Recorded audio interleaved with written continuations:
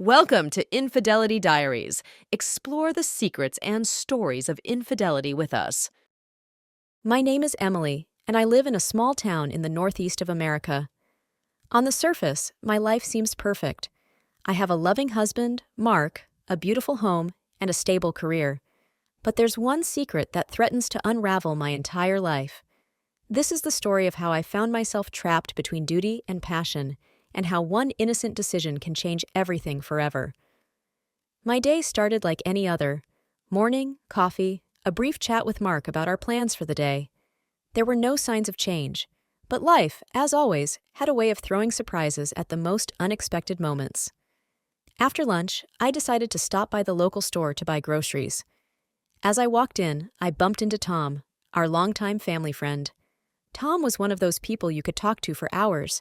He had always been there, supporting Mark and me when we needed it. But that day was different. His eyes seemed more insightful, his smile more mysterious. "Emily, long time no see." Tom greeted warmly, approaching me. I couldn't help but smile back. "Tom, yes, it has been a while. How have you been?" We started talking, as we always did, but suddenly I felt our conversations becoming more personal, more intimate. He told me about his work troubles, and I shared my doubts and worries. It was as if we found solace in each other's company. As I returned home, thoughts of Tom wouldn't leave me alone. Why did I feel this strange connection today of all days? We had always just been friends. Walking into the house, I saw Mark, who had already returned from work and was preparing dinner. His presence, as always, brought a sense of calm and stability. "How was your day?" he asked, not looking away from the stove. "Good, thanks," I replied, trying to hide my thoughts. Stopped by the store, ran into Tom. We talked a bit. Mark nodded, clearly not giving it much thought. But in that moment, I realized I was losing control of my feelings. My conversations with Tom continued over Messenger. Nothing particularly significant, just exchanging jokes and everyday matters. But every message from him made my heart beat faster. The following week, Mark suggested inviting Tom over for dinner. I knew it would only complicate things, but I couldn't refuse. That evening, when Tom came over, I felt a strong attraction towards him for the first time. His charm, self-assurance, ease of conversation, all made me forget that I was married. We sat at the table, laughing, discussing future plans. But every time our eyes met, I felt sparks flying between us. I knew it was dangerous, but I couldn't stop myself. After dinner, Mark suggested playing a board game, and I found myself wanting to be alone with Tom. And then the moment came. Mark went out to get drinks, and Tom and I were left alone in the room. I didn't know what to say, but Tom spoke first. "Emily, you look beautiful today," he said softly, moving closer to me. "Thank you, Tom," I replied, feeling my face flush.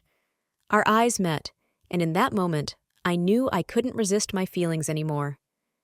He leaned in slowly, and our lips met in a passionate kiss. It was like an explosion, tender yet fierce. In that moment, I knew my life would never be the same.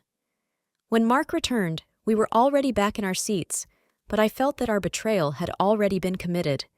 That kiss marked the beginning of something new, something dangerous and exciting. But I knew one thing, there was no turning back now. After that night, I couldn't stop thinking about Tom.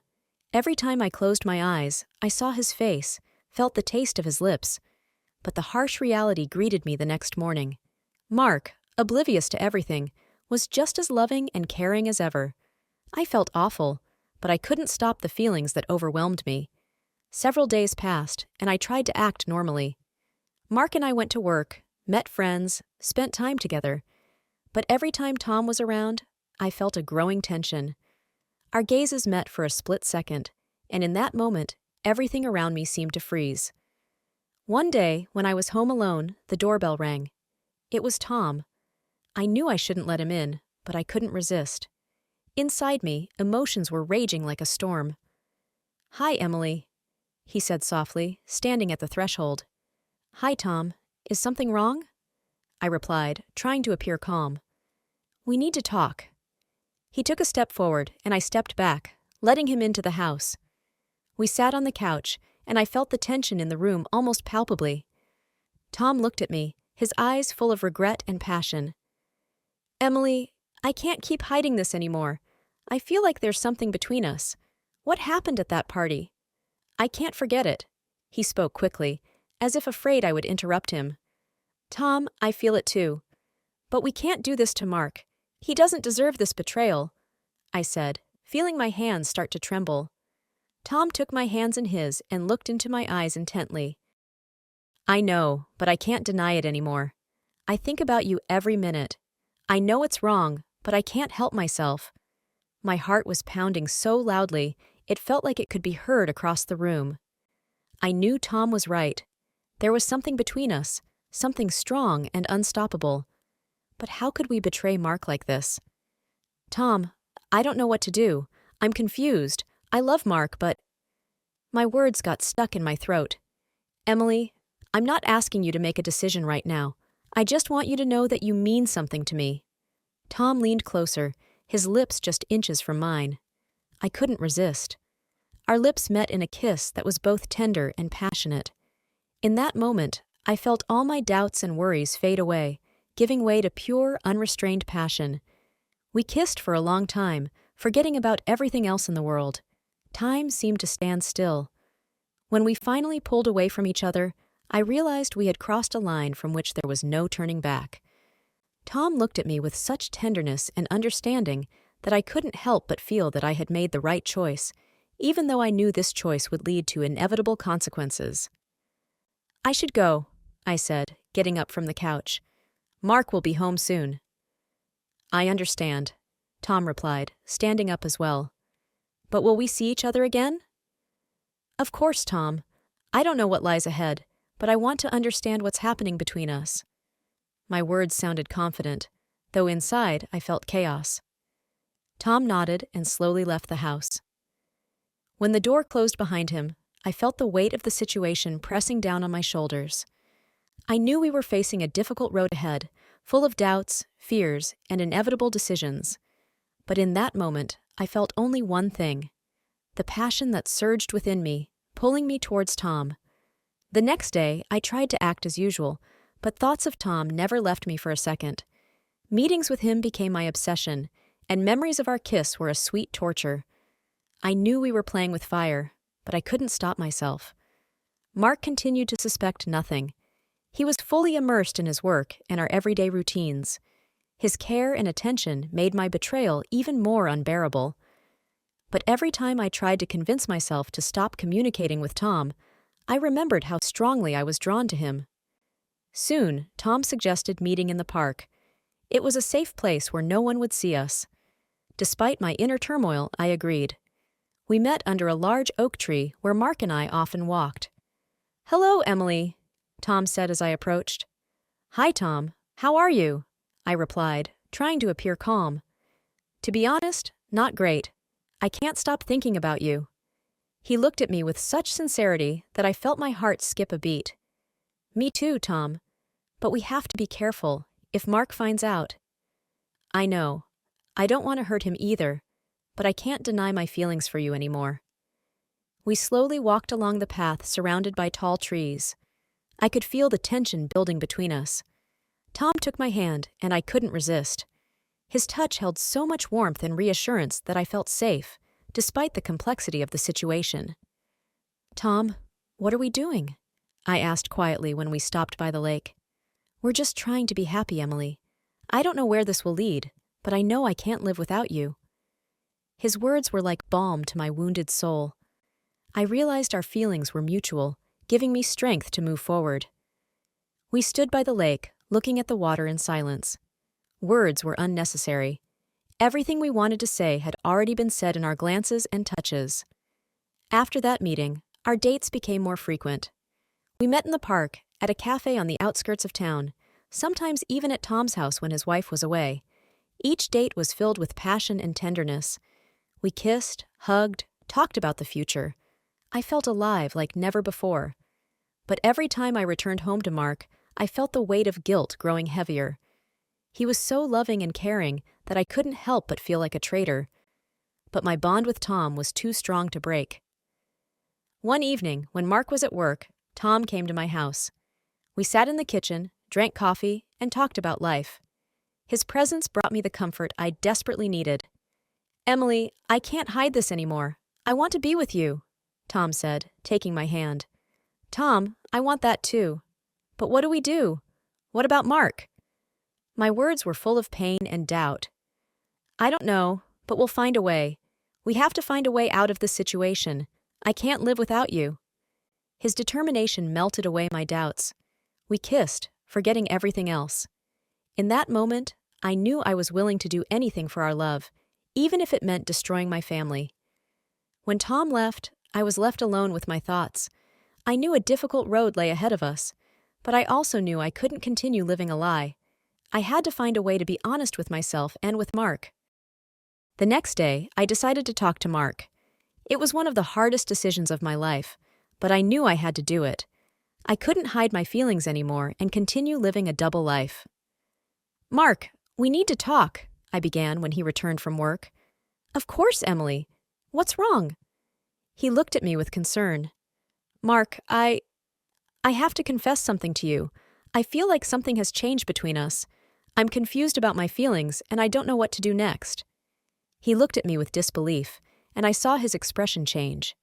I knew my words hurt him, but I couldn't stay silent anymore. I had to be honest, no matter how painful the truth was. Mark listened to me, his face frozen in a tense expression. I saw his eyes fill with pain and disappointment.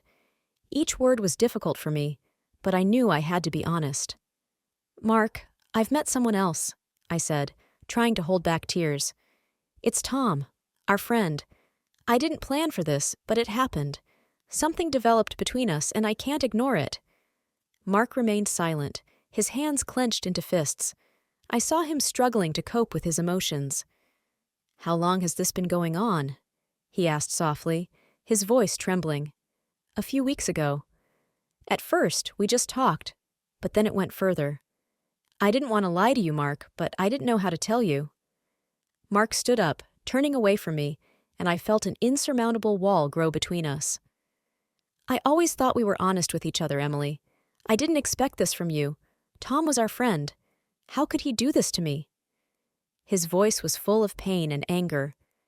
"Mark, I'm not looking for excuses. I understand that I betrayed your trust, but I can't continue living a lie. I want to be honest with you, no matter how hard it is." He slowly turned back to me, his face showing a mix of anger and bitterness. "What are you going to do? Are you going to leave me for him?" His voice dripped with sarcasm. "I don't know, Mark. I don't want to make hasty decisions. I just know that I can't continue living the way we've been living. We need time to sort out our feelings and figure out what we really want." Mark was silent, his eyes filled with tears. I knew I had caused him immense pain, and that realization broke my heart. But I also knew I couldn't go back. I had to figure out my feelings for Tom to understand what to do next. "I think we need time and space to think everything through," I said quietly. "Maybe you should stay with friends or family for a while?" Mark nodded, his face expressing deep sadness. "Yeah, maybe that's for the best. I can't be here right now, knowing what you think about him." He gathered his things and left the house, leaving me alone in silence. I stood in the empty room, feeling the world around me crumbling. I knew I had taken the right step, but it didn't make it any less painful. Several days passed. I tried to sort out my thoughts, understand my feelings. I knew I had to talk to Tom, explain what had happened. But every time I dialed his number, I lacked the courage to press the call button. In the end, Tom called me himself. His voice was filled with concern. "Emily, what happened? I've been trying to reach you, but you haven't answered." "Tom, I'm sorry. I didn't know what to say. I talked to Mark. He knows about us." "Oh, Emily, I'm so sorry. I didn't want it to happen like this. What did he say?" "He's very upset. We decided we need time and space to think everything through." Tom was silent for a moment. Then his voice came again. "Emily, I love you. I'm willing to wait as long as it takes. But I can't lose you." "I love you too, Tom. But we need to be careful. This is all too complicated." "I understand. I'll be here whenever you're ready."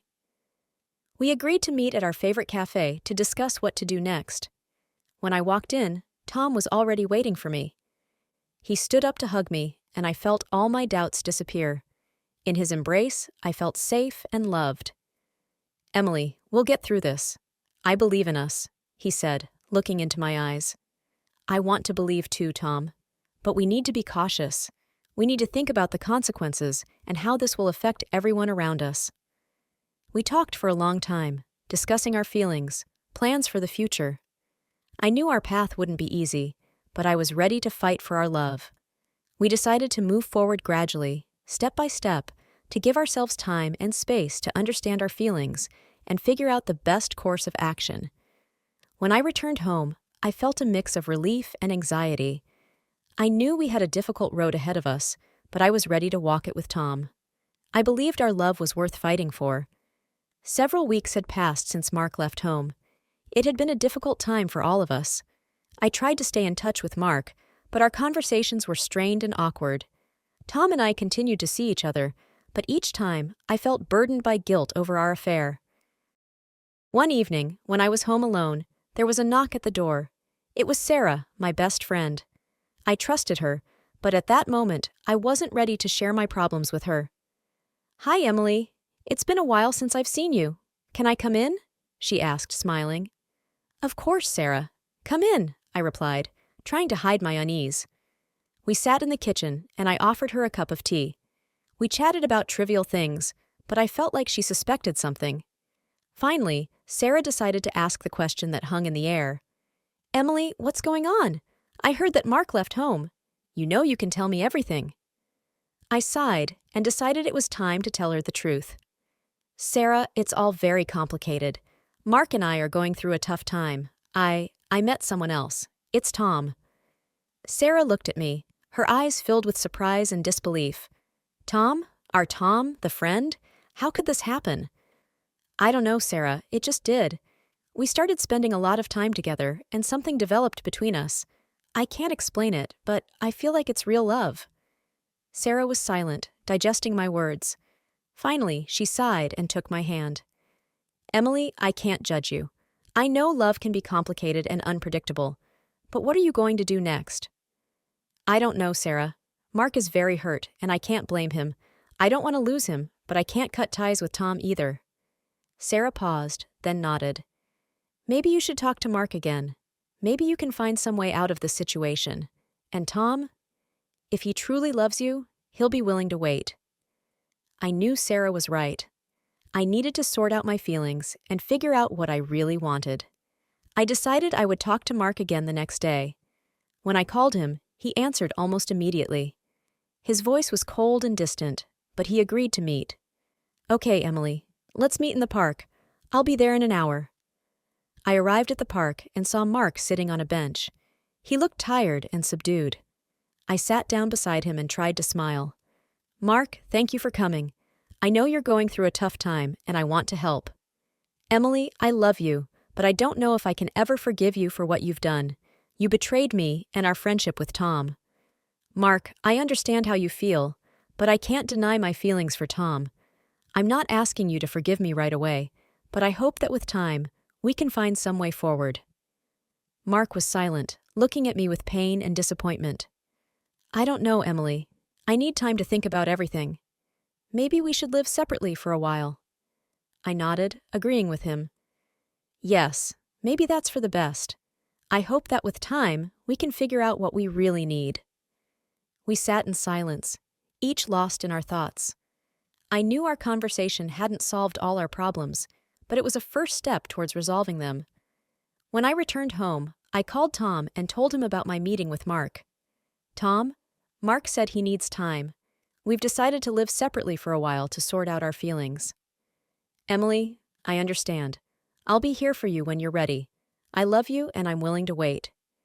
His words brought me comfort. I knew we faced a difficult path ahead, but I was ready to walk it with Tom. We had to find a way to be together without causing pain to others. Months had passed since Mark left. These months were filled with pain, doubt, and tough decisions. Tom and I continued to see each other, building our relationship on new, honest grounds.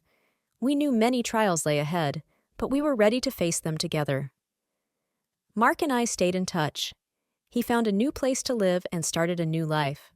Sometimes we met to discuss matters, and gradually, trust began to rebuild between us. I saw his effort, and it gave me hope. One evening, after returning home from seeing Tom, I received a message from Mark. "Emily, we need to talk. Can you come to me tomorrow?" I agreed, and the next day I went to see him. We sat in his new apartment, and I felt that something had changed between us. Mark looked calm and assured. "Emily, I've thought a lot about us.